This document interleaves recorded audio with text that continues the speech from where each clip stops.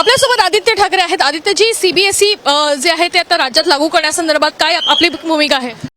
Comscore नुसार आता isakal.com आहे देशातील नंबर 1 ची मराठी न्यूज वेबसाईट.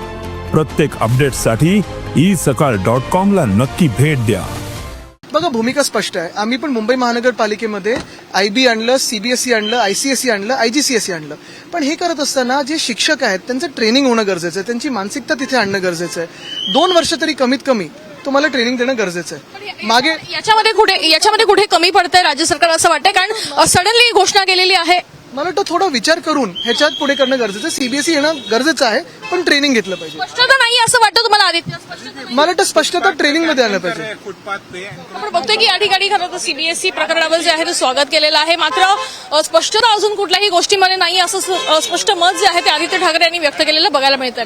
कॅमेरापासून नितीन वैदेही काणेकर, साम टीव्ही न्यूज, मुंबई. देश विदेशातील प्रत्येक घडामोडींचे लाईव्ह अपडेट मिळवण्यासाठी आता साम टीव्हीच्या सर्व सोशल मीडिया प्लॅटफॉर्मला लाईक, फॉलो आणि सबस्क्राईब करा. तसंच सर्व नोटिफिकेशनसाठी बेल आयकॉन प्रेस करायला विसरू नका.